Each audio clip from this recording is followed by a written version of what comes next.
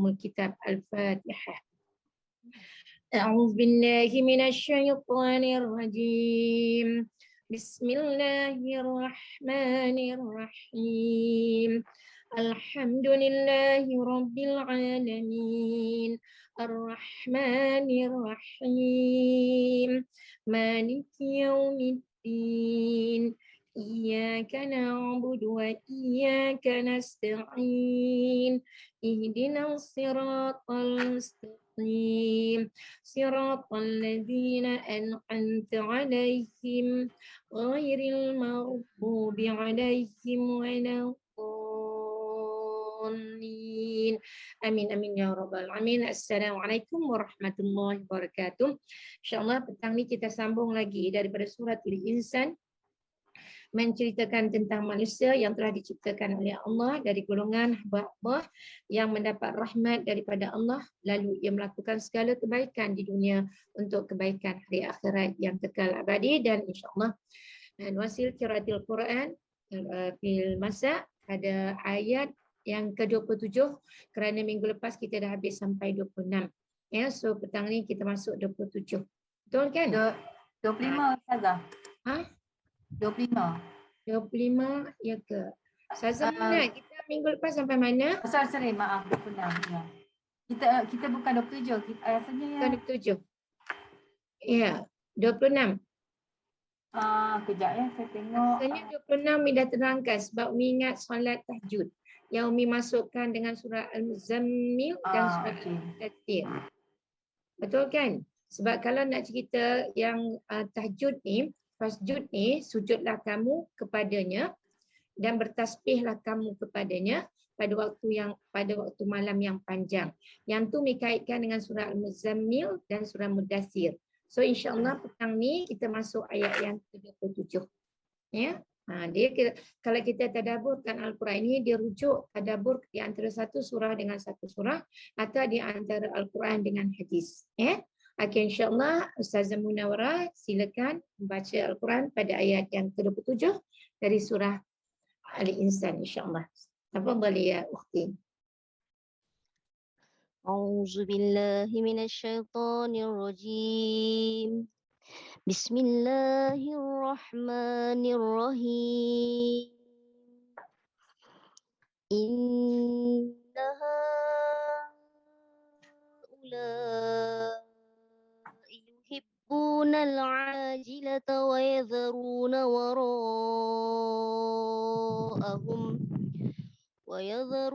wara'ahum yawman thaqila.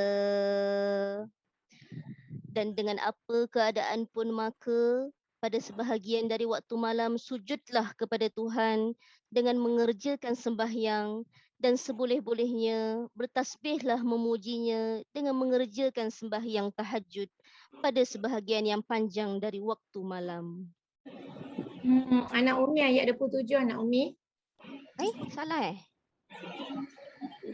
saya ayat 27. Betul lah ayat 27. Inna haula yuhibbunal ajilah. Okey. Ingatkan baca ayat 26 tadi sebab kata tawila tu ayat kalau 26 wa minal laili tawila. Yang ni yaumang sakila. Okey. Alhamdulillah. Jazakillah khairan katsira barakallah. Okey, alhamdulillah, syukur kepada Allah Subhanahu Wa Taala. Kita masih lagi diberi kurniaan rahmatnya, diletakkan kita dalam rahmatnya, dibukakan akal kita, dibukakan minda kita, dibukakan hati kita. Lalu kita berada di dalam majlis ilmu yang diraikan oleh para malaikat, yang dirahmati oleh Allah Subhanahu Wa Taala kerana para malaikat itu tidak pernah melakukan dosa. Ketaatan bermula daripada Allah menciptakan ia daripada cahaya. Mudah-mudahan daripada cahaya yang Allah menciptakan malaikat itu meletakkan diri kita juga bercahaya di dalam hati kita dengan sebab membuka Al-Quran, mentadaburkan Al-Quran dengan izin daripada Allah Subhanahu Wa Taala. Okey, ayat yang ke-27 ini Allah memulakan dengan huruf inna. Huruf inna ni disebut huruf taukid wa nasab dan juga dia disebut adatul hasri. Ya, kalau kita belajar bahasa Arab, dimaksud ayat ini adalah ayat penegasan dan memperincikan sesuatu yang menjadi pengajaran untuk kita sebagai hamba Allah Subhanahu Wa Taala. Lalu kalau kita melihat daripada tafsiran yang telah ditafsirkan oleh ahli daripada hamba-hamba Allah yang sangat arif mengenai Al-Quran, kita sekadar mengambil apa yang diajar oleh mereka, lalu kita belajar daripada guru-guru, dan alhamdulillah dengan berkat guru-guru mengajar saya, rahmat daripada Allah, pada petang ini saya sampaikan apa yang diajar oleh guru saya untuk kita sama-sama mendekati rahmat Allah fid dunya ilal akhirah insya-Allah. Fid dunya barakah, fil akhirat insya-Allah, udkhulul jannah insya-Allah. Jadi pada ayat yang ke-27 ini Allah menjelaskan kenapa ada kalangan di kalangan manusia yang disebut innaha ulai yuhibbunal ajilah. Kenapa ada golongan manusia yang sangat-sangat mencintai hidup dunia. Tersangatlah mereka mencintai dunia, merasakan kehidupan dunia ini tidak akan berakhir dengan kematian. Merasakan kehidupan dunia ini tidak akan diuji oleh Allah, akan kesusahan, akan kesakitan dan sebagainya. Kalau dia merasakan kenikmatan yang dikecapi pada hari ini, seolah-olah dia merasakan kecapan kemanisan apa yang dirasakan di dunia pada hari ini akan berterusan sampai bila-bila. Seolah-olah tidak ada ujian bagi dirinya, akan adanya waktu yang Allah akan ambil nikmat daripada kesihatan itu, akan Allah ambil nikmat daripada kekuatan tubuh badan mereka, dan akan Allah pisahkan daripada dunia dan akhirat. Inilah yang disebutkan oleh Allah. Ayat ini menjelaskan bahawa punca dan sebab kepada penentangan dan penolakan terhadap Islam itu adalah kerana seseorang itu terlalu mencintai dunia. Ya, terlalu mencintai dunia, hubud dunia. Ya, terlalu mencintai dunia sehingga mereka lupa mereka akan sampai ke usia yang tua. Kalau mereka tidak mati pada usia kanak-kanak, mungkin sampai pada dewasa, tetapi apabila sudah dewasa, mereka akan masuk ke satu alam yang disebut alam, disebut sekarang dipanggil apa? Warga emas. Ya, tua. Bila tua, kita tengok ibarat pokok kelapa yang buahnya sudah tua, ya, warna coklat. Bila buah kelapa sudah tua, angin tiup sikit dia jatuh ke bumi. Kalau buah kelapa yang begitu tinggi itu akan jatuh ke bumi, maka disebutkan di sini daripada huraian tafsiran ini, kita sebagai hamba Allah sedarlah, kalaupun kita rasa kita panjang umur lagi sebab belum lagi sampai usia 40 tahun, ya, tapi kalau Allah nak ambil tak kira usia, pada masa Covid ini berapa ramai ya yang 20, 30, belasan tahun pun meninggal dengan sebab Covid. Kalaupun Allah beri rezeki untuk dia terus hidup di usia 50 tahun, 60 tahun, bila 60 ke atas sedarlah diri kamu. Ya, bahawasanya kalau pandangan kamu telah kabur, pendengaran kamu telah berkurangan, tenaga kamu telah sangat sedikit, maka itulah yang disebutkan. Apa yang kamu rasa berkekalan itu sebenarnya adalah tertipu dengan nafsu kamu sendiri, tertipu dengan bisikan syaitan. Akhirnya persediaan kamu di masa muda, pada masa kekuatan kamu kuat, kamu lupa untuk melakukan persiapan yang perjalanannya sangat jauh, dan perjalanan itu untuk bertemu dengan Allah Subhanahu Wa Taala yang menjadikan kamu, yang menghidupkan kamu, yang memberikan rezeki usia pada kamu, yang memberikan rezeki segala kesihatan, keafiatan kepada kamu. Lalu jika usia kamu sampai kepada 60 tahun, semestinya tidak sama dengan usia kamu 16 tahun. Semestinya usia kita tidak sama dengan usia 30 tahun, tidak sama dengan usia 40 tahun. Kerana inilah lumrah fitrah Allah menciptakan manusia. Maka dengan sebab itu, cuba kita tengok hadis yang sahih rawahul Bukhari wa Muslim. Ya, hadis ni panjang, ya, jadi saya bacakan terjemahannya sahaja. Ya, hadis ni panjang. Ya, kalau saya baca takut nanti kalaulah boleh saya nak cuba habiskan hari ini. Kalau tak sempat kita sambung lagi insya-Allah minggu depan. Kalau ada rezeki kita habiskan minggu ni, kalau tak ada rezeki hari ini kita sambung lagi minggu depan. Ya, kalau nak baca pun boleh. Ya, qala Rasulullah sallallahu alaihi wasallam, anna Rasulullah sallallahu alaihi wasallam ba'asa Aba Ubaidah bin Al-Jarrah, ya, yang berkata itu siapa? Cuba kita tengok nanti. Dia kata apa? Ilal Bahrain ya'ti bi tiham wa kana Rasulullah sallallahu alaihi wasallam wa salaha ahlal Bahrain wa umarra alaihimul ala bin Hadrami. Faqadima Abu Ubaidah bimalin minal Bahrain fasami'atil ansaru biqudubi ibni Ubaidah فوافت صلاة الصبح مع النبي صلى الله عليه وسلم فلما صلى بهم الفجر انصرف فتعرضوا له فتبسم رسول الله صلى الله عليه وسلم حين راهم وقال أظنكم قد سمعتم أن أبا عبيدة قد جاء بشيء قالوا أجل يا رسول الله قال فأبشروا وأملوا ما يسركم فوالله لا الفقر أخشى عليكم ولكن أخشى عليكم أن تبسط عليكم الدنيا كما بسطت على من كان قبلكم فتنافسوها كما تنافسوها وتهلككم كما ahlakathum. Hadis ini rawahul Bukhari wa Muslim, hadis yang sahih. Panjang kan? Okey, kita tengok terjemahannya. Sesungguhnya Rasulullah SAW telah mengutus Abu Ubaidah Al-Jarrah ke Bahrain. Ya, kita tahu kan negeri itu untuk mengambil cukai ataupun mengutip cukai, kerana sebelum Rasulullah mengantar Abu Ubaidah ke Bahrain, Rasulullah SAW telah pun membuat persetujuan dengan penduduk Bahrain dan telah melantik Ala bin Hadrami sebagai ketua mereka. Ya, jadi setiap perjalanan kita bermusafir kena lantik seorang ketua. Ini adalah yang diajar oleh Islam melalui apa yang telah diajar oleh Rasulullah SAW, supaya ada masalah rujuk kepada seorang, dan ketua yang dilantik itu mestilah ketua yang mempunyai ilmu, yang baik akhlaknya, yang boleh mengendalikan ya anak kapalnya. Contoh macam itulah.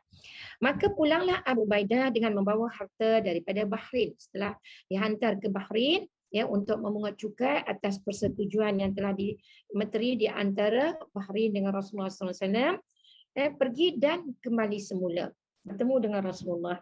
Berita kepulangan Abu Ubaidah diketahui oleh golongan Al-Ansar. Kita tahu siapa dia Ansar, penduduk kota suci Madinah. Justru itu mereka pun datang menunaikan solat subuh bersama Rasulullah sallallahu alaihi wasallam. Ya. Kemudian disambung lagi. Apabila selesai saja Rasulullah mendirikan solat subuh bersama dengan mereka, lalu Nabi pun berpaling menghadap mereka.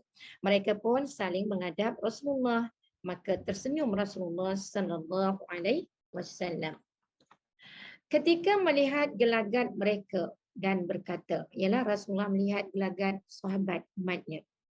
Aku yakin kamu semua telah mendengar bahawa Abu Ubaidah telah pulang dengan membawa sesuatu. Sesuatu itu ialah cukai, kan yang dikutip daripada Bahrain tadi.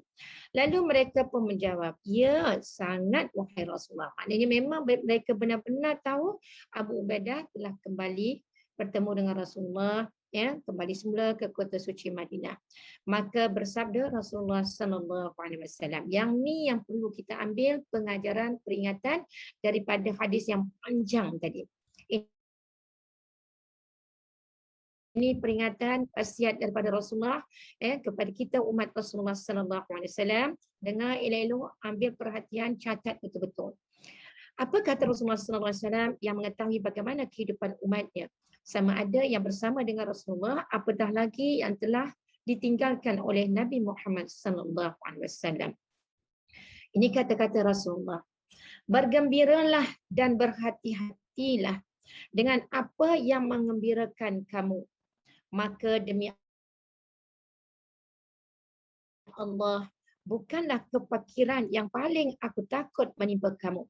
Tetapi yang paling aku takut menimpa kamu ialah apabila dibentangkan kesenangan dunia kepada kamu, sebagaimana dibentangkan kepada orang-orang sebelum daripada kamu. Maka kamu berkejar-kejar kerana terlalu menginginkannya, sebagaimana orang-orang dahulu yang terlalu menginginkannya. Maka pada saat itu, kesenangan dunia akan merosakkan kamu sebagaimana ia telah merosakkan orang-orang yang terdahulu. Okey, jadi apa yang kita nak faham, Rasulullah telah mengetahui bagaimana keadaan kita apabila sesuatu yang dikurniakan oleh Allah dalam bentuk kenikmatan dunia. Itulah fitrah manusia, terlalu rakus dengan dunia. Tidak salah kita mengambil sesuatu untuk kemewahan kehidupan dunia, tapi jangan berlebih-lebihan sehingga apa yang dipesankan oleh Rasulullah, yang dititipkan oleh Rasulullah, sehingga Rasulullah menyebut, aku sangat takut. Takut kepada siapa? Takut kepada umatnya apabila dibentangkan, dengan maksudnya apabila diberi oleh Allah Subhanahu Wa Taala dengan dunia, kita lupa dunia ini akan binasa, tetapi kita lupa kepada akhirat yang mengejar kita, dan kita sewajibnya mengejar hari akhirat yang pasti kita akan temui. Maka daripada hadis ini, pesanan daripada Rasulullah, hadis ini muttafaqun alaih, artinya sepakat ulama mengatakan kita akan berhadapan dengan kemewahan dunia kalau tanpa ilmu, seperti mana yang disebutkan oleh Sayyidina Ali, karamallahu ta'ala. Kalau kita berhadapan dengan kemewahan dunia tetapi kita tidak ada ilmu, maka kemewahan dunia itulah yang akan menghancurkan kehidupan kita dunia dan akhirat. Tetapi sekiranya kita ada ilmu, diberi Allah kemewahan dunia, maka kemewahan dunia itu akan kita kongsi untuk insan-insan yang lain, dan kemewahan dunia itu kita ambil sekadar untuk kita merasai nikmatnya, adalah kita infakkan, kita lakukan fisabilillah seperti mana yang diajar oleh Rasulullah SAW bersama dengan para sahabat yang menegakkan syiar Islam. Kerana apa? Harta itu adalah ujian daripada Allah Subhanahu Wa Taala untuk melihat adakah kita rakus dengan harta berbanding dengan apa yang telah dijanjikan oleh Allah. Apa yang kamu beri melalui apa yang Allah beri, Allah janjikan. Bukan sekadar satu,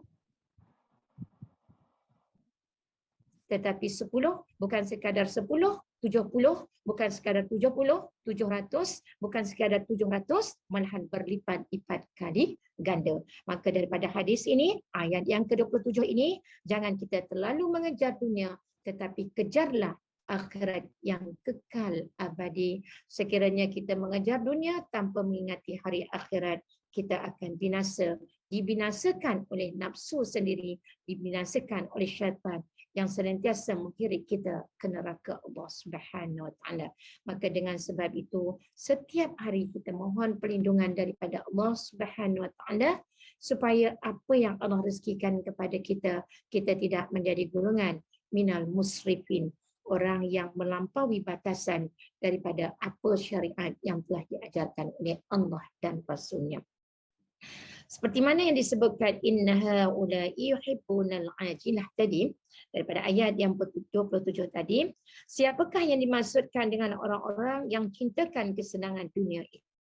Lalu tafsiran yang pertama yang dinyatakan oleh Ibnu Adil dalam tafsirannya, dia kata haula itu adalah daripada golongan kufar Makkah, iaitu orang-orang kafir Mekah.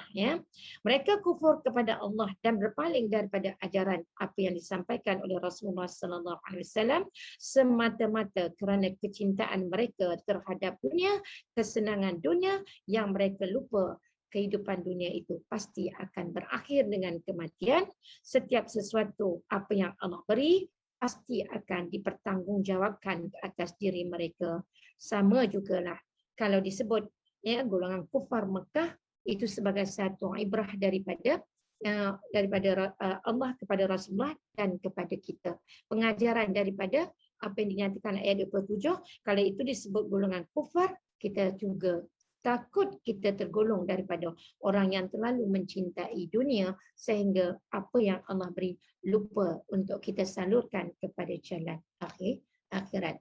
Kemudian tafsir yang kedua dikata berkata Ibrahim bin Umar Al-Bukai, dikata yang dimaksudkan haula itu dikata adalah pengertian yang umum, dia kata ya.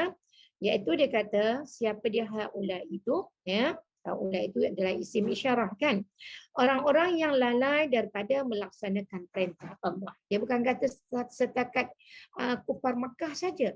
Ya, yang lebih lagi pada saya yang ini lebih mendalam, iaitu yang disebutkan haula itu ialah orang-orang yang lalai daripada melaksanakan perintah Allah.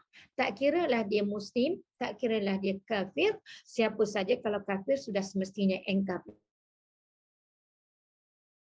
perintah Allah, menyekutukan Allah. Yang kita khawatir ialah kita yang disebut minal muslimin, minal mukminin, tapi tak benar-benar menjaga muslim, tak benar-benar menjaga mukmin, sehingga kan apa yang Allah perintahkan kita lalai. Khususnya bab menjaga solat. Kemudian dikata dari golongan kufar dan selain mereka. Ya, selain daripada mereka tu ialah kita semua. Maka mereka berhak mendapat kebencian daripada Allah Subhanahu Wa Taala. Makna kebencian itulah yang disebut la'natullah. Laknat daripada Allah hidup di atas muka bumi. Allah beri mereka rezeki, tapi Allah beri dalam bentuk istidraj. Allah beri tetapi Allah tidak redha. Kita Allah beri dalam bentuk rahmat, dalam bentuk berkat. Ya, sebab itu sedikit itu lebih berkat berbanding banyak tetapi tidak berkat. Ya, insya-Allah. Jadi kalau kita nak urai daripada kalimah barakah itu pun satu perincian yang panjang perlu kita dengan ba tu apa, ra tu apa, kaf tu apa, ya, ta marbutah tu apa. Jadi Allahu akbar. Ya, barakah. Mudah-mudahan kita hidup dalam keadaan keberkatan di sisi Allah. Apa yang kita buat sedikit kita buat tapi Allah redha, daripada banyak kita buat tapi Allah tidak redha kerana tidak mengikut syariat yang dikehendaki oleh Allah. Kita kena ingat kita duduk lillahi ma fis samawati wa ma fil ard. Langit yang Allah yang punya, bumi Allah yang punya, setiap makhluk Allah yang ciptakan.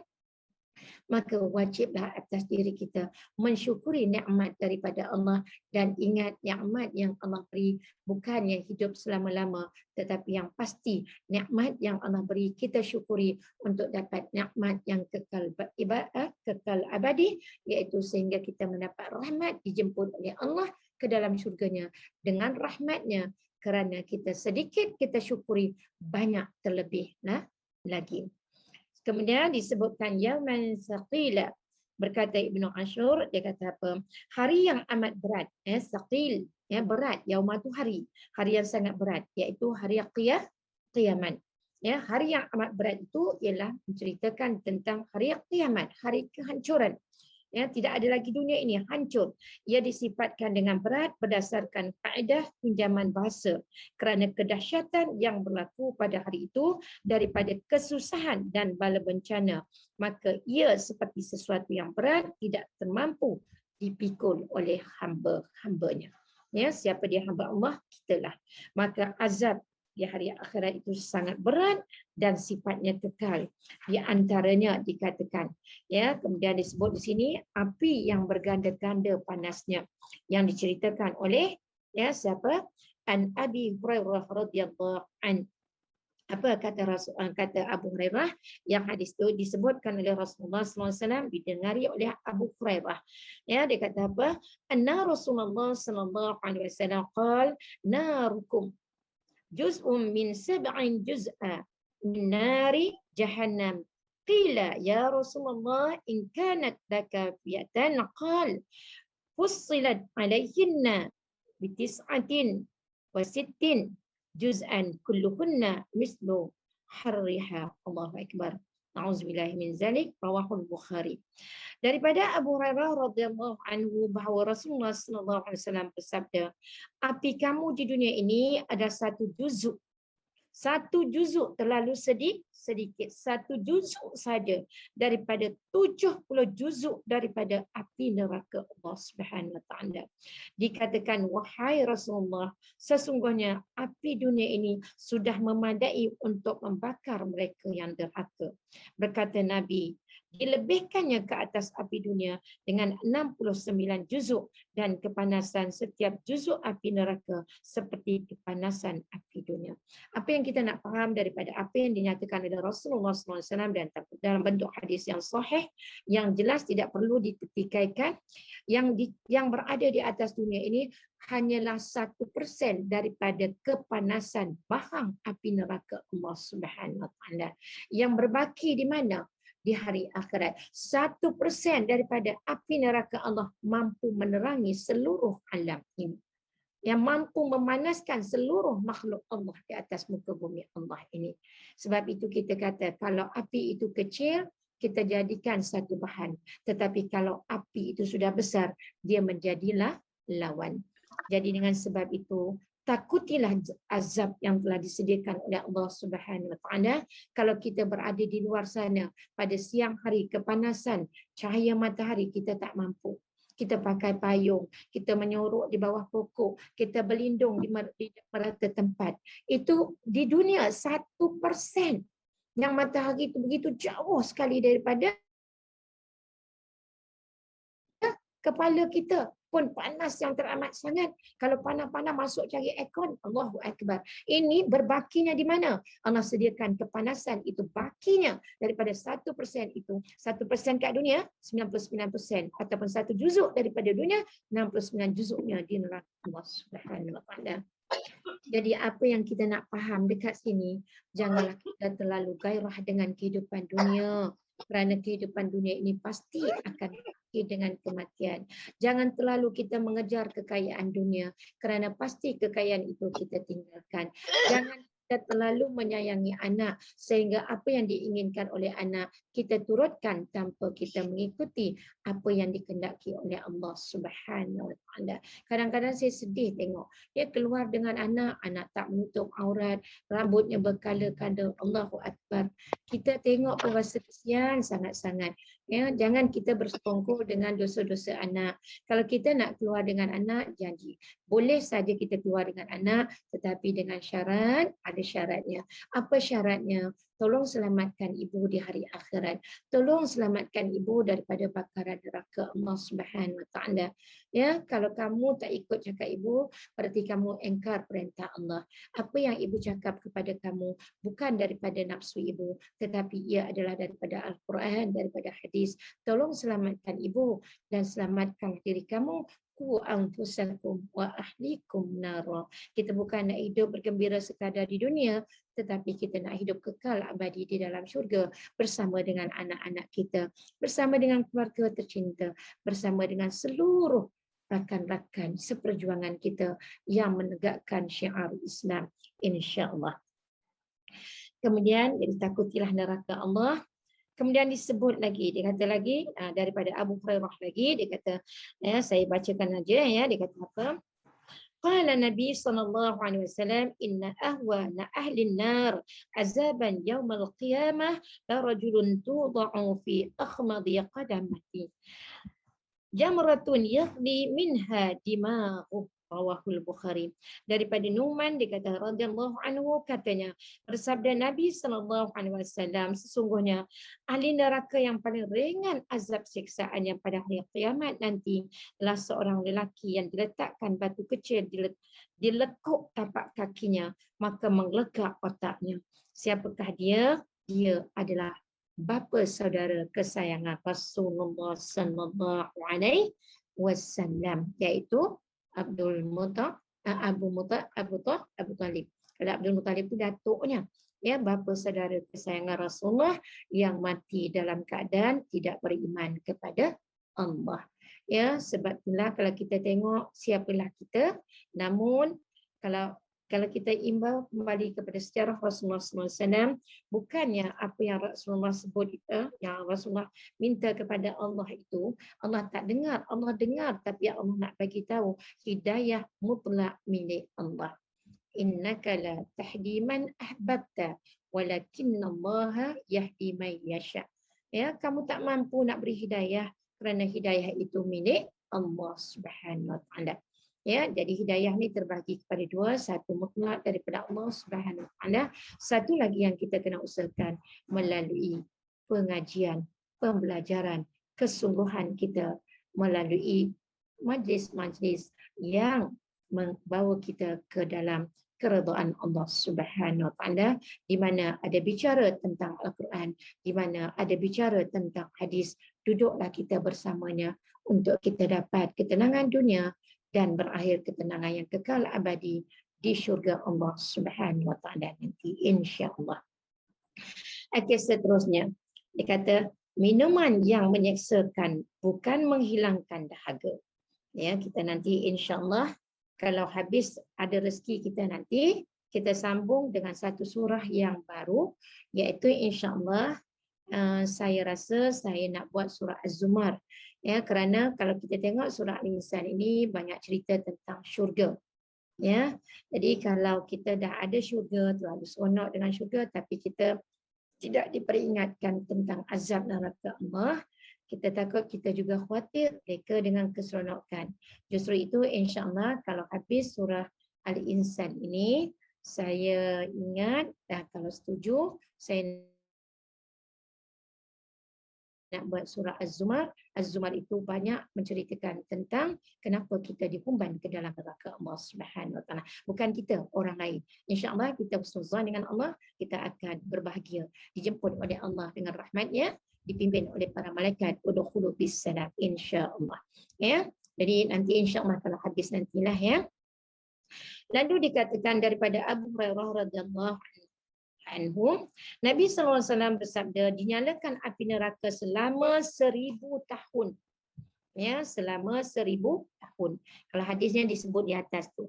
An Abi Hurairah anin Nabi sallallahu alaihi wasallam qal uqida 'ala an-nar alfa sanah, 1000 tahun. Hatta sehingga ihmarrat summa uqida 'alaiha alfa sanah hatta ibyadat thumma uqida 'alaiha alf sanah, 1000 tahun lagi, hatta iswaddat fahiya sauda'u muzlimah. Allahu akbar, na'udzubillah min dzalik.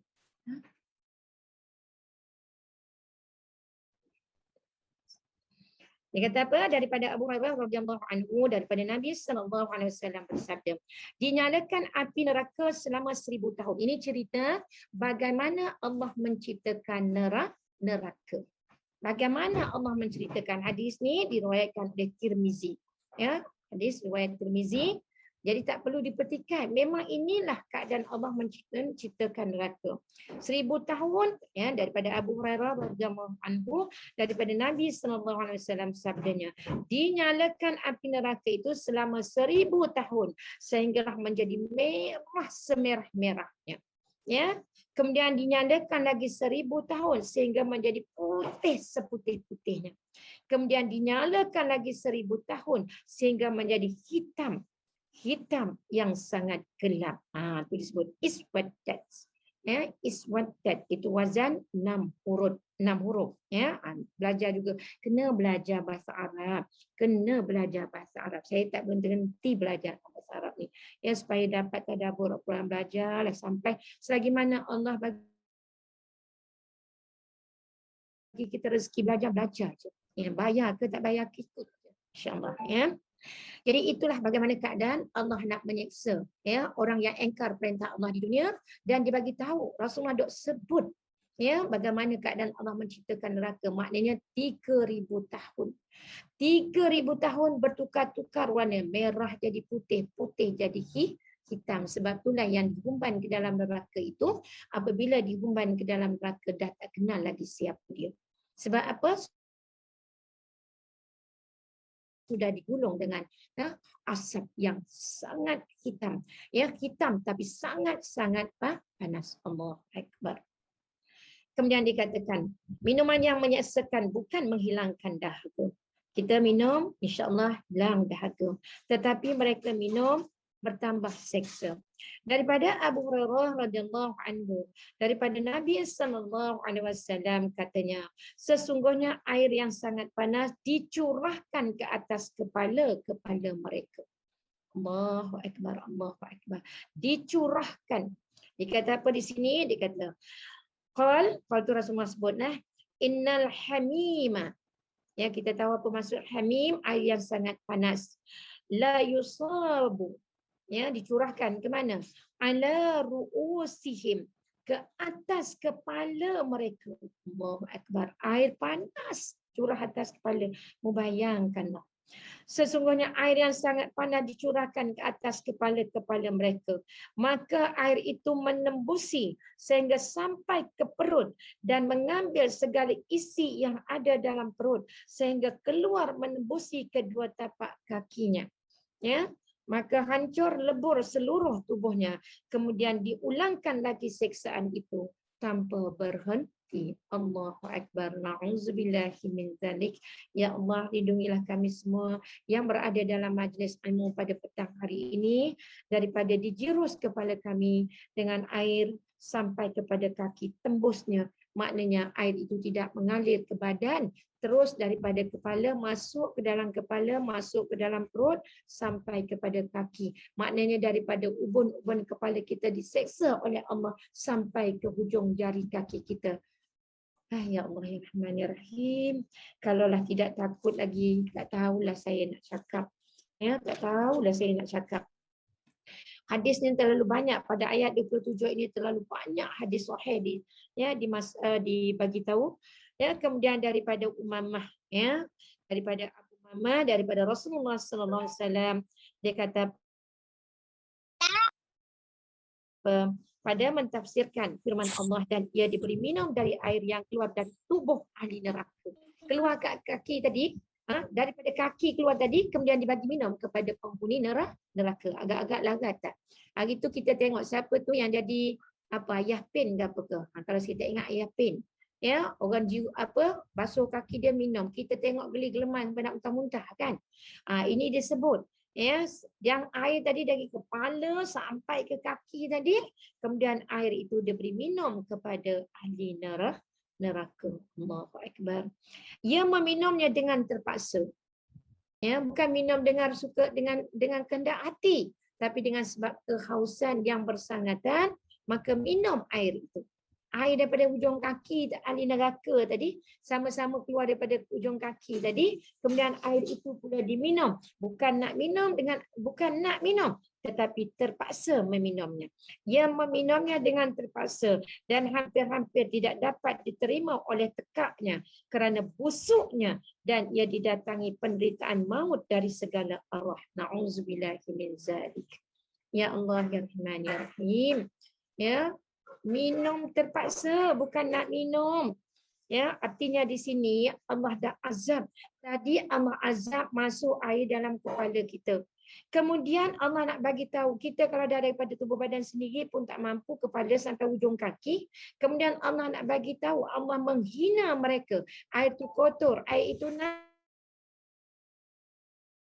najis. Kemudian air itu yang mereka minum semula masuk ke dalam kerongkong mereka. Sebenarnya kerongkong mereka pun tak mampu untuk menerima air itu, tetapi itulah yang dikehendaki oleh Allah Subhanahu Wa Taala kerana keingkaran kamu di atas dunia.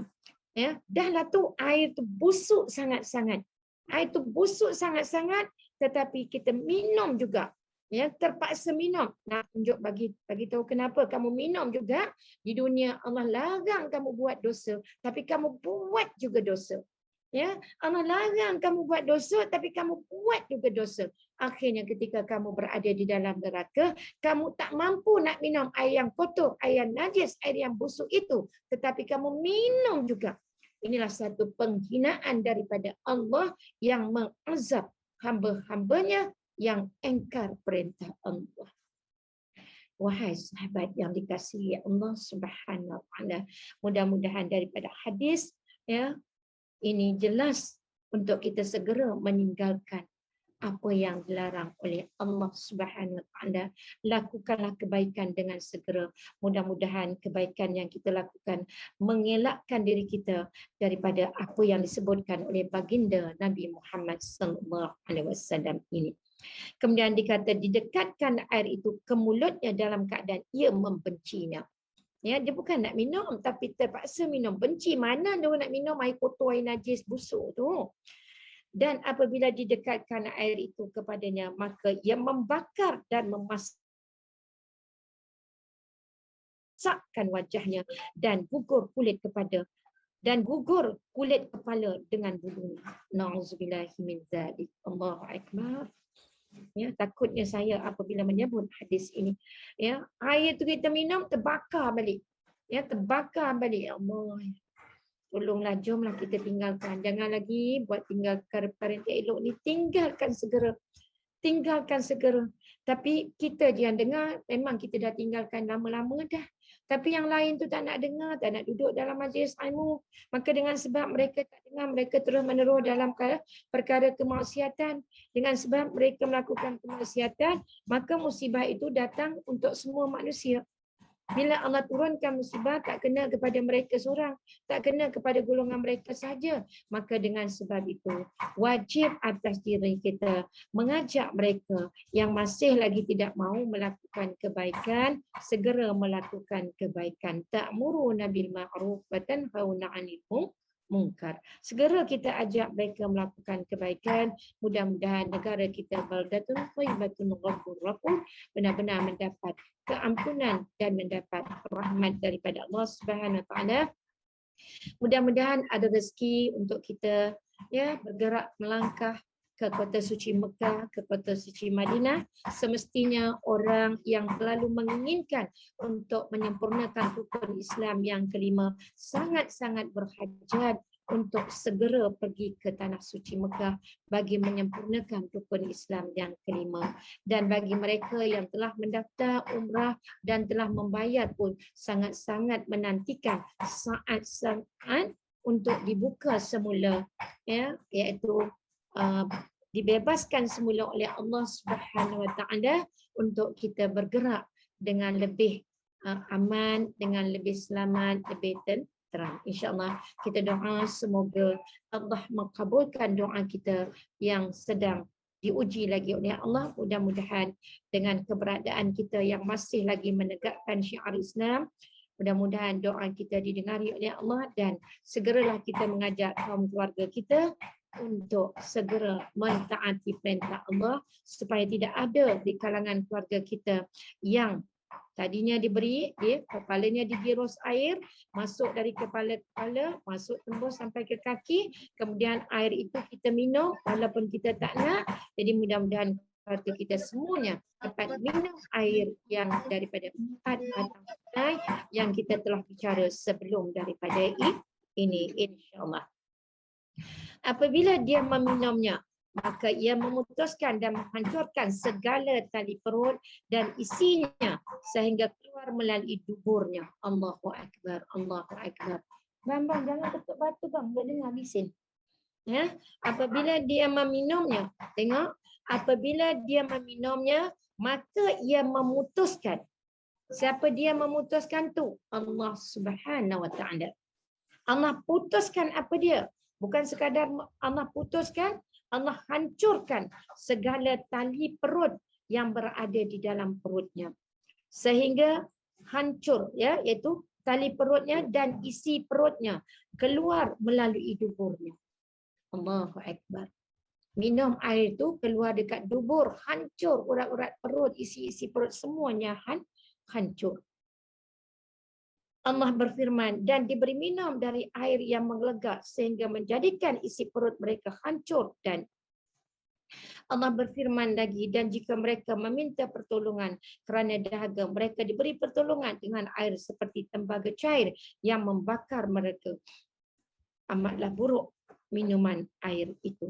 Hadis riwayat Tirmizi. Allahu Akbar, Allahu Akbar.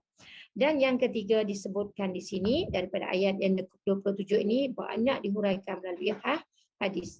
Dia kata makanan yang menyakitkan bukan menghilangkan lapar. Iaitu kita pun tahu nanti insya-Allah kita masuk kepada surah Az-Zumar, nanti saya terangkan cerita mengenai makanan ahli neraka. Ya, kita terangkan ini melalui surah Az-Zumar nanti insya-Allah. Ya, jadi itulah azab-azab yang telah disediakan oleh Allah bagi mereka yang engkar perintah Allah Subhanahu Wa Taala. Allahu Akbar, Allahu Akbar, Allahu Akbar. Takutnya. Okey, anak Umi sambung ayat yang ke-28. أعوذ بالله من الشيطان الرجيم نحن خلقناهم وشددنا أسرهم وإذا شئنا بدلنا أمثالهم تبديلا. Yang bermaksud, kamilah yang menciptakan mereka serta menguatkan tulang sendi dan urat saraf mereka. Kami berkuasa membinasakan mereka dan apabila kami kehendaki, kami gantikan mereka dengan orang-orang yang serupa dengan mereka dengan penggantian yang sebaik-baiknya. Barakallahu fiik, barakallahu fiik. Okey, kalau kita tengok ayat yang ke-28 ini, Allah sangat berkuasa, Allah Maha berkuasa. Maka dengan sebab itu disebut dia juga berkuasa untuk mengembalikan dan membangkitkan semula sesuatu yang telah dilenyapkan.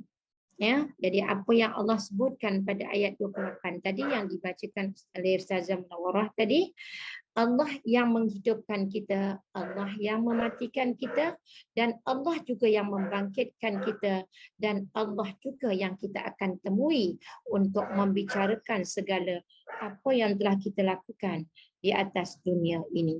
Jadi untuk tafsiran pada ayat yang ke-28 ini, menerangkan di dalam ayat ini tentang kesempurnaan kekuasaan Allah Subhanahu Wa Taala, menegaskan bahawa Allah berkuasa mengembalikan dan membangkitkan makhluknya yang telah mati dan hancur di dalam perut bumi berdasarkan dalil bahawa Allah yang berkuasa memulakan daripada penciptaan daripada tiada kepada ada. Allah Subhanahu Wa Taala. Ya. Sekejap saya tutup pintu, saya pun diuji oleh Allah dengan berjiran dengan India. Ya, bila berjiran dengan India biasalah Allah mampu, ya, untuk mengangkat selimut yang begitu ringan daripada tubuh badan mereka. Mereka tidak mampu. Alhamdulillah, syukur kepada Allah dengan kita selalu menghadiri majlis-majlis ilmu, maka iman kita dijaga oleh Allah dengan rahmatnya. Kita mampu mengangkat takbir walaupun kita tidak mampu mengangkat bahan-bahan yang berat, 50 kg, tak payah 50 kg, 20 kg pun kita tak mampu. Tapi Alhamdulillah 20 kg kita tak mampu, kita mampu mengangkat takbiratul ihram di kala mana perintah Allah walaupun dalam bentuk sunat muakkad, kita jaga dengan sebaik-baiknya demi sebagai hamba Allah yang senantiasa mengharapkan rahmat Allah ketika hidup di atas dunia ini. Carilah rahmat Allah sebanyak-banyaknya. Mudah-mudahan rahmat Allah itu akan berkekalan sehingga kita dijemput oleh Allah.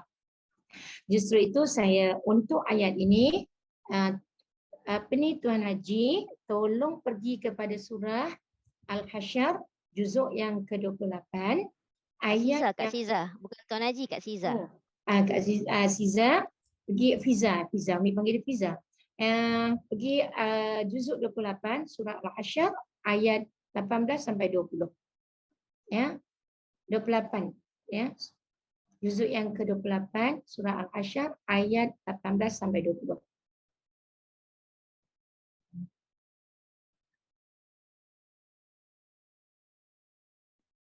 Betul-betul Hasyr. Betul-betul.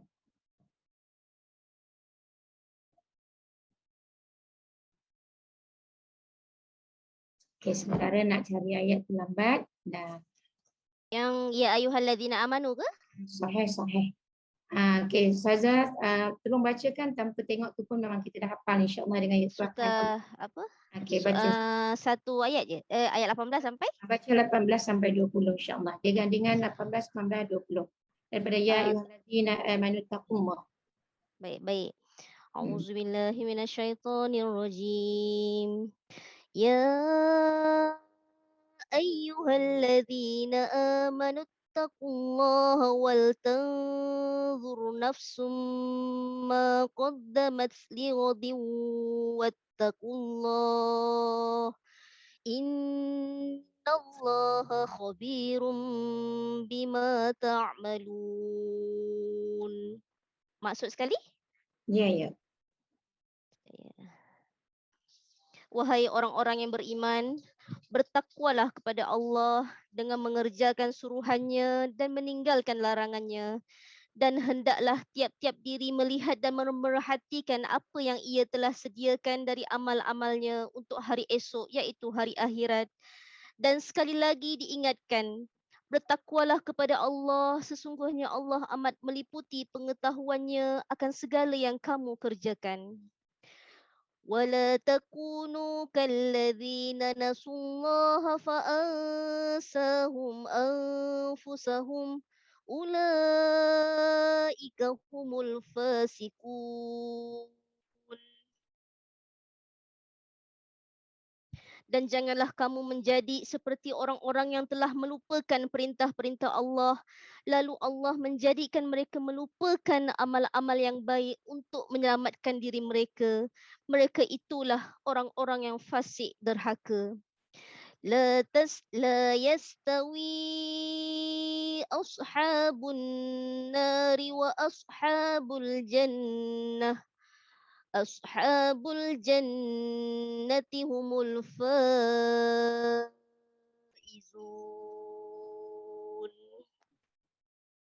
Tidaklah sama ahli neraka dan ahli syurga. Ahli syurgalah orang-orang yang beroleh kemenangan, iaitu mendapat segala yang diingini. Barakallahu fiik. Jazakillahu khairan katsira. Barakallah. Alhamdulillah, bacaan yang sangat baik dan penjelasan yang sangat jelas. Cuma perlu pada tadabbur sedikit tambahan. Ayat ini dimulakan dengan harfun nida. Dan harfun nida itu dikhususkan. Kalau kita tengok selepas Allah menyeru ya ayyuhallazina amanu, allazina adalah isim mausul, silah mausulnya dituju khusus kepada amanu taqullah. Ya, dikaitkan kepada kerana hamba Allah di atas muka bumi Allah ni begitu ramai, tetapi ada yang beriman, ada yang kufur kepada Allah Subhanahu wa taala. Maka ayat ini mengkhususkan kepada hamba Allah. Alhamdulillah, syukur kepada Allah Subhanahu wa taala. Allah sedang mengingatkan kita dari kalangan mereka yang beriman itu. Allah peringatkan lagi supaya kita terus menerus menjaga keimanan kita dengan segera menakuti apa yang disebutkan. Kalau kita sebut minggu bila ya saya ajar surah apa ya, yang disebutkan kalimat takwa itu apa ya, kalimat takwa itu ialah kasih sayang ya, mengharap, takut ya, ada berapa 7 pengertian takwa hari itu. Jadi kita rasa takut dengan azab daripada Allah. Kita sangat cinta kepada Allah. Kita sangat rindu kepada Allah Subhanahu wa taala. Maka dengan sebab itulah Allah memperingatkan kepada golongan orang-orang yang beriman ini. Kenapa disebut golongan orang yang beriman? Kitalah umat Nabi Muhammad sallallahu alaihi wasallam yang diwariskan dengan Al-Quran dan Al-Hadis. Alhamdulillah, setiap hari kita membaca Al-Quran. Setiap hari kita belajar tadabbur Al-Quran, setiap hari kita mendengar guru-guru yang mengajar kita tentang tafsir Al-Quran. InsyaAllah dengan kita duduk di dalam majlis ilmu seperti itu, insya-Allah iman kita akan dipelihara oleh Allah Subhanahu wa taala. Lalu seruan daripada Allah kepada mereka yang telah beriman itu, Allah kata dalam bentuk fi'il amar, ittaqullah.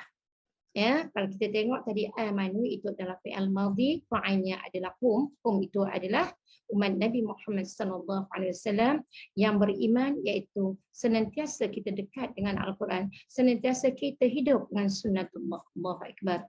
Lalu Allah mengingatkan kita, ittaqullah.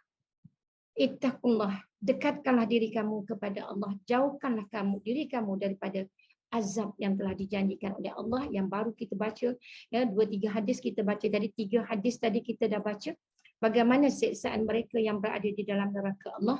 Maka dekatkanlah diri kita kepada Allah dengan cara dekatkan diri kita kepada pemahaman yang jelas terhadap Al-Quran. Jangan lagi ada kesamaran terhadap Al-Quran.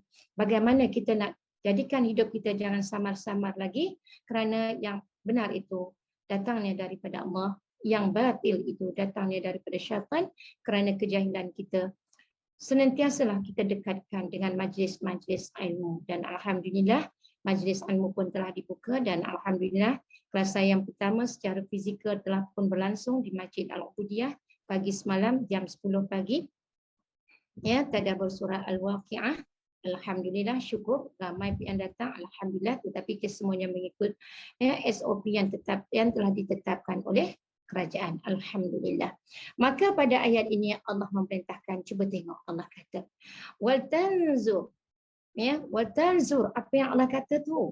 Ya, kalau kita tengok waktu sambungan daripada amanu taqullah tadi, lam tu lamul amar, perintah daripada Allah yang membawa pengertian hendaklah. Kemudian Allah datangkan tanzur yang asalnya tanzuru, sukun kerana lamul amar yang menjazamkan fi'il mudhari. Tanzur, Allah tak kata yanzur, kalau yanzur dia, tapi Allah kata kamu. Kamu yang beriman, kamu yang kena dekatkan diri kamu kepada Allah Subhanahu Wa Taala, dan Allah kata wal tanzur, dan hendaklah kamu memperlengkapkan, mempersediakan, memperlihatkan, ya, apa ya, tanzur itu daripada kalimah melihat, ya, maka hendaklah kamu melihat kepada siapa, bukan lihat pada orang, lihat nafsun, ya, nafsun, lihat pada diri kamu sendiri. Allah suruh kamu tengok diri kamu sendiri. Siapa yang ciptakan kamu? Siapa yang beri rezeki pada kamu? Siapa yang beri kesihatan kepada kamu? Siapa yang beri ketenangan kepada kamu? Siapa yang beri kamu keluarga yang bahagia itu? Siapa yang beri kedukaan pada diri kamu? Semua itu daripada Allah Subhanahu Wa Taala. Lihatlah pada diri kamu. Kalau kamu tengok tangan kamu, jari jemari kamu, kenapa Allah jadikan ada panjang, ada pendek dan sebagainya. Jadi itulah yang ditunjukkan oleh Allah, jari kita pun tak sama. Jadi janganlah kita mengharapkan sentiasa hidup di atas dunia ini dalam keadaan sihat saja, senantiasa dalam gembira saja. Kalau sihat sepanjang masa, gembira sepanjang masa, takut-takut kamu lupa, kamu jadi orang yang lalai. Maka dengan sebab itu, Allah jadikan setiapnya tidak sama supaya kamu mampu berfikir, kamu mampu melihat pada diri kamu. Ya, apatah lagi kita melihat pada ahli keluarga kita yang telah ramai pergi meninggalkan kita. Maka Allah sambung dengan ma qaddamat lighad. Allah menyatakan apa dalam bentuk isim mausul, ya, isim mausul, dan dia menjadi apa lebih bagi kita. Allah kata apa dia? Apa yang telah dia sediakan untuk bertemu dengan Allah Subhanahu Wa Taala, yang kita semua akan bertemu dengan Allah di hari akhirat nanti. Sama ada kita datang kepada Allah dalam membawa amal yang soleh, atau kita datang bertemu dengan Allah dalam keadaan membawa dosa-dosa yang banyak tanpa bertaubat. Maka dengan sebab itu, segera kita kembali kepada Allah dengan segera, seperti mana Allah kata wa tanzur nafsun. Perbaikilah akhlak kita dengan cara mendekati Al-Quran, insya-Allah, kerana akhlak yang mulia itu disandar kepada akhlak Al-Quran. Kemudian Allah ulang semula wattaqullah dalam bentuk taukid untuk mengingatkan kita hidup di dunia, hendaklah kamu segera beramal, ya, kerana kehidupan kamu pasti akan berakhir dengan kematian. Jadi ketika kamu nak bertemu dengan Allah, yang ketika nak mati, yang kamu kena jaga iman kamu. Ketika kamu nak bertemu dengan Allah, kena bawa amalan yang saleh. Kemudian Allah sambung, innallaha khabirum bima ta'malun. Ya, dalam bentuk taukid lagi. Ya, kita tengok innallaha dalam bentuk isim inna, khabirun jadi khabar. Sesungguhnya Allah itu sangat-sangat mengetahui apa yang kamu telah kerjakan di atas dunia ini. Apa yang kamu lakukan senantiasa mendapat pandangan daripada Allah. Sama ada pandangan rahmat atau pandangan laknat daripada Allah Subhanahu Wa Taala. Jika kamu buat sesuatu yang baik, insya-Allah rahmat daripada Allah. Jika kamu buat tak baik, dapat laknat daripada Allah. Namun dengan rahmat Allah yang Maha Pengampun, Maha Penyayang, buat silap itu sebagai hamba Allah yang lalai, tetapi segera bertaubat. Lalu Allah mengingatkan pada ayat yang ke-19, ya, apa yang Allah kata, Allah pucuk kita supaya kita jangan melupakan kehidupan yang disandarkan kepada Al-Quran. Jika kamu melupakan, melalaikan Al-Quran, akhirnya Allah juga akan melupakan kita di hari akhirat nanti. Jadi jangan salahkan Allah, salahkan diri kamu sendiri. Jika kamu melupakan Allah, di atas dunia ini. Kamulah yang disebut oleh Allah orang-orang yang telah melakukan dosa-dosa besar di atas bumi Allah ini. Dan akhirnya Allah menyatakan kehidupan orang yang melakukan dosa dengan kehidupan mereka yang melakukan ketaatan di sisi Allah sama sekali tidak sama. La yastawi ashabun nar. Tak sama bagaimana kehidupan orang yang melakukan kemaksiatan wa ashabul jannah dengan orang yang kuat ketaatan ikut perintah Allah. Orang yang ikut perintah Allah bila diajak kepada kebaikan, dia tidak pernah mengeluh. Susah ke senang, setiap kebaikan itu dia tahu pasti akan dapat kebahagiaan yang begitu banyak daripada Allah Subhanahu Wa Taala. Maka dengan sebab itulah Allah mengatakan ashabul jannah. InsyaAllah ashabul jannah yang disebutkan ini insyaAllah untuk kita husnuzan dengan Allah, humul faizun. Mudah-mudahan kita lah orang yang beruntung, orang-orang yang berjaya melakukan apa saja yang Allah perintah, sama ada dalam bentuk yang wajib maupun dalam bentuk yang sunnah. Segera kita meninggalkan yang haram maupun yang subhah dan yang makruh.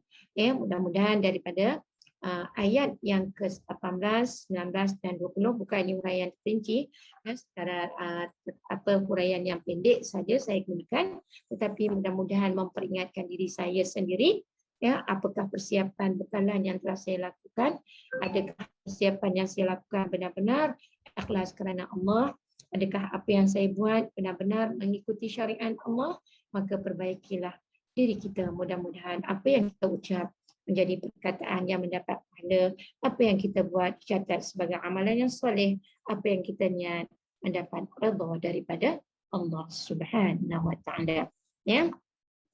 Seterusnya dia kata, jadi Allah Maha berkuasa tadi. Kemudian dia kata ayat ini adalah peringatan kepada mereka yang melakukan perkara-perkara yang mungkar di atas dunia dan mereka berbangga-bangga dengan perkara-perkara yang tidak diredai oleh Allah Subhanahu Wa Taala. Allah peringatkan mereka bahawa sumber kekuatan yang ada pada mereka semuanya datang daripada Allah Subhanahu Wa Taala. Tidak ada satu pun yang Allah beri pada kita memang hasil daripada kita, melainkan setiap sesuatu datangnya daripada Allah kerana Allah sayang kepada kita. Kemudian disebut lagi, sebab itulah kita dituntut senantiasa bersyukur dari segi kesihatan kita yang dikurniakan daripada segala tulang-tulang sendi kita untuk diberi balasan, untuk kita membalas segala kebaikan yang Allah beri dengan sentiasa mensyukuri nikmatnya dan meninggalkan segala larangannya. Allah Subhanahu Wa Taala. Kemudian berkata, Ustazah dulu. Ya saya. Undur diri dulu kat rumah je nak pergi masjid. Baik Kak Norma. Salam dengan Ustaz Hafizul ya. InsyaAllah. Okey, insyaAllah. Okey, seterusnya kita tengok sedikit saya pun nak pergi masjid Kemudian dia berkata Allah bin Buraidah, dia kata, iaitu siapa dia? Tabi'in. Yang kita tahu kan ada pada Rasulullah dan para sahabat tabi'in itu Aku dengar ayahku Buraidah radhiyallahu anhu mengatakan, aku dengar Rasulullah SAW bersabda, di dalam tubuh manusia ada 360 sendi. Hendaklah ia bersedekah bagi tiap-tiap sendi itu dengan satu sedekah. Jadi di antaranya yang kita lakukan ialah dengan kita mengerjakan solat sunat. Solat sunat. Solat sunat apa? Duha. Solat sunat duha. Jadi kalau kita tak buat solat sunat duha, kita tidak bersedekah kepada sendi-sendi yang kita diberi percuma oleh Allah Subhanahu Wa Taala. Jadi cara mensyukuri sendi-sendi yang Allah buat tanpa ada bayaran sedikit pun kepada Allah, sekadar Allah minta syukurilah kamu dengan mendirikan solat sunat duha. Jadi kalau tak buat solat sunat duha, kita bukan juga dari golongan orang yang ialah satu part benda-benda lain itu banyak lagi yang kita bersyukur. Maka dengan sebab itulah kita disebut solat sunat duha itu adalah satu solat sunat yang dituntut juga untuk kita melakukannya sebagai tanda syukur kita di atas sendi-sendi yang mampu melihat, di atas sendi-sendi yang mampu bergerak, di atas sendi-sendi macam Kak Omar nak pergi masjid, bersyukur sangat-sangat. Berapa ramai sendi-sendi hamba-hamba Allah yang pada ketika ini sudah tidak mampu bergerak dan mereka akan merasa sangat sedih ketika itu. Dan ketika mana sendi-sendi boleh bergerak, tak nak syukuri. Ya, contoh sendi-sendi kita bergerak di waktu subuh, lazimkan dengan senantiasa bersedekah di waktu subuh sebelum waktu syuruk. Kalau nak bersedekah, jadi katakan sedekah subuh itu sebelum waktu syuruk. Ya, awal pagi. Allahu Akbar. Ada malaikat rahmat yang akan mendoakan untuk kesejahteraan kita. Kemudian ni nak waktu asar, sekarang waktu asar sedekah lagi, tak banyak RM1, banyak RM10, banyak lagi ikut kemampuan. Ada lagi malaikat yang doakan untuk kerahmatan kita. Mudah-mudahan dengan sedikit bekalan kita itu dipandang oleh Allah, lalu Allah meletakkan kita dari golongan yang nanti mendapat lindungan arasy Allah, yang nantinya mendapat kitab catatan daripada sebelah kanan. Allahu Akbar, Allahu Akbar. Kemudian dikatakan sahabat berkata, ya, siapakah yang mampu melakukan yang demikian itu, wahai Nabiullah? Berkata Nabi SAW, kahak di dalam masjid kamu, tanamkannya, dan sesuatu yang menghalang perjalanan kamu, jauhkan dari jalan. Sekiranya kamu tidak dapat dua perkara tersebut, maka 2 rakaat solat sunat duha sudah memadai bagi kamu bersedekah untuk 360 sendi. Allahu Akbar. Ya, kalau kita tak mampu buat yang baik-baik tadi, ya, kalau dikatakan ya buat segala kebaikan di atas dunia tadi, membersihkan masjid, pergi berjalan ke tempat-tempat yang diridai Allah, kalau sudah tak mampu, lakukanlah salat sunat duha. Itu sudah cukup untuk kita jadi hamba Allah yang mensyukuri nikmat Allah. Dikala yang lain kita sudah tidak mampu untuk melakukannya. Bagi mereka yang sudah tidak mampu untuk berdiri tegak, boleh saja solat secara duduk. Ya, kerana solat sunat duduk ya tidak menjadi rukun seperti mana solat fardu.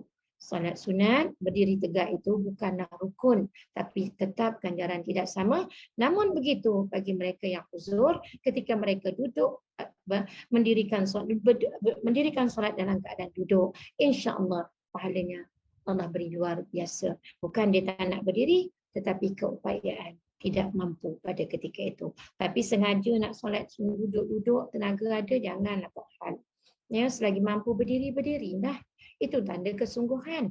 Kadang-kadang ada perangai kita ni, boleh berjalan berbatu-batu, boleh pergi ke pasar malam, boleh pergi shopping komplek, tapi bila nak solat tak nak berdiri tegak. Katanya tak mampu. Tapi berjalan jauh-jauh boleh pula. Shopping boleh pula. Pergi tepi pantai boleh pula. Bila nak solat tak mampu terus duduk. Allahu Akbar. Jangan buat perangai macam tu. Ya. Kemudian dikatakan bahkan mereka sendiri adalah bermula dari Allah yang mencipta mereka sebagaimana firman Allah dalam ayat yang disebut nahnu khalaqnakum. Kamilah yang menciptakan kamu semua. Siapa kami itu? Allah. Maka dengan sebab itu Allah yang menciptakan, dan Allah menciptakan manusia untuk menjadi khalifatullah fil ardh, maka jadilah khalifah yang benar-benar menegakkan syiar Islam. Jadilah khalifah seperti mana khalifah yang mendapat kebahagiaan dunia dan akhirat, kerana khalifah itu disandarkan kepada perkara yang telah disandarkan di dalam Al-Quran. Dan ayat ini juga menerangkan hati-hati orang yang beriman kepada Allah, kerana mereka pada masa itu di Mekah dalam keadaan lemah dan bilangan yang sangat sedikit.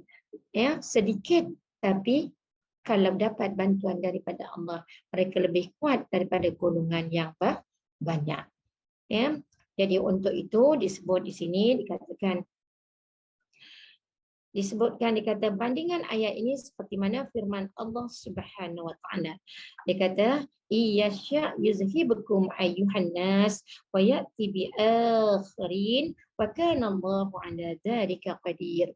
Iaitu dari surah An-Nisa, dia kata jika Allah menghendaki nescaya Allah akan musnahkan kamu wahai manusia, dan ia datangkan ganti dengan umat-umat yang lain seperti mana umat-umat yang terdahulu. Bila Allah murka terhadap mereka, bila Allah marah terhadap mereka, Allah binasakan mereka dengan sekali saja. Ya, contoh kalau kita tengok umat Nabi Nuh hancur binasa dengan banjir yang begitu besar.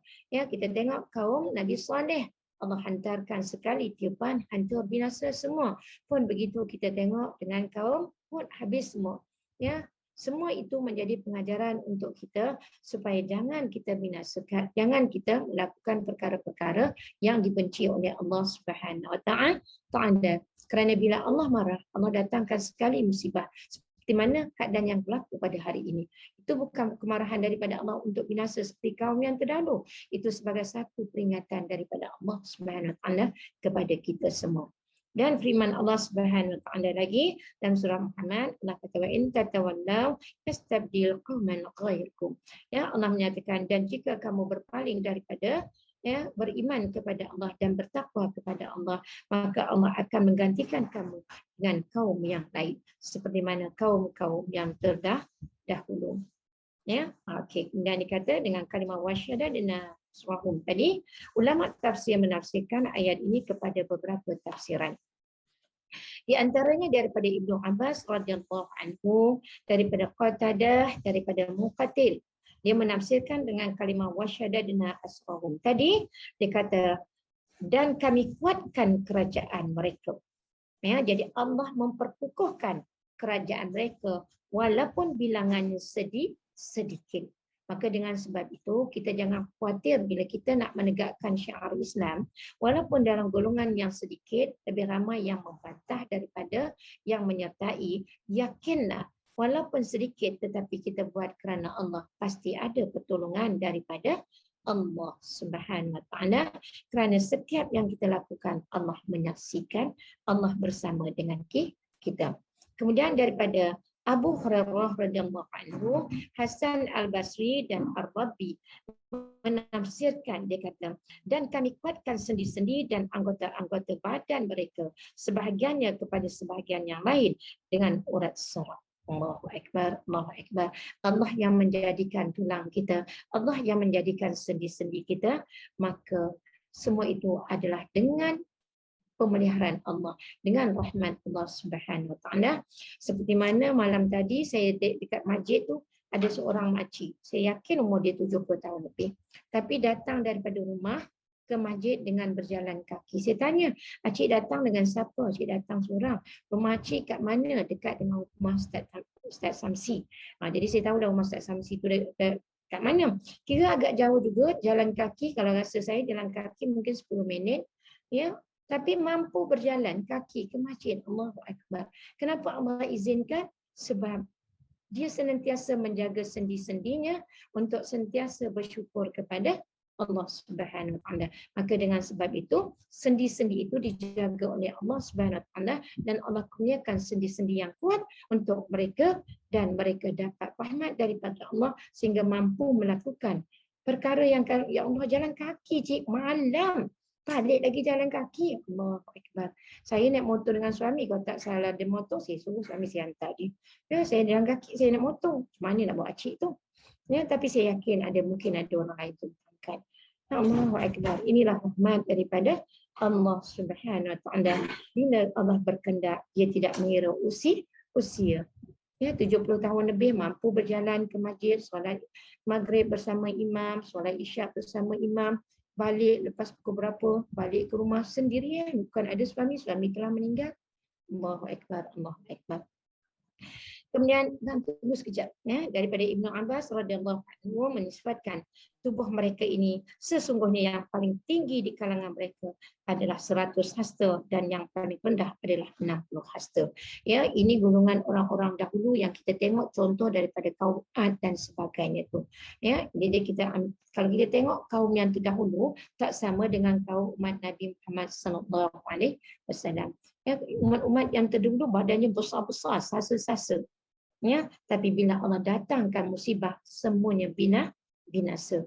Mereka kuat, mereka kaya, mereka macam-macam Allah beri, tetapi mereka tidak mensyukuri nikmat Allah. Akhirnya semua yang Allah beri, Allah tarik dengan sebab keingkaran mereka kepada Allah Subhanahu Wa Taala. Kemudian Abu Hurairah pula mensifatkan kekuatan mereka itu. Sekiranya seorang lelaki dari kaum Ad mengambil sebelah pintu daripada batu, dia kata, Sekiranya berhimpun 500 orang dari kalangan umat Nabi Muhammad SAW untuk memindahkannya, nescaya tidak mampu. Dan sekiranya salah seorang dari kaum Ad memasukkan kakinya ke dalam bumi, maka kamu akan masuk ke dalamnya. Apa nak dibagi tahu di sini adalah perbezaan fizikal kita berbanding dengan kaum yang terdahulu.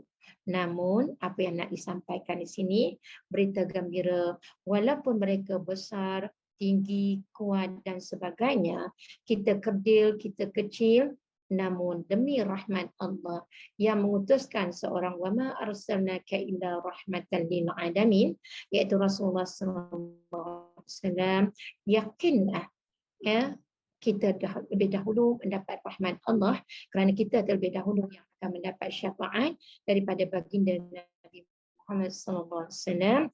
Kita yang terlebih dahulu dapat meminum air daripada telaga Zamzam. Kita yang terlebih dahulu akan dimasukkan ke dalam syurga.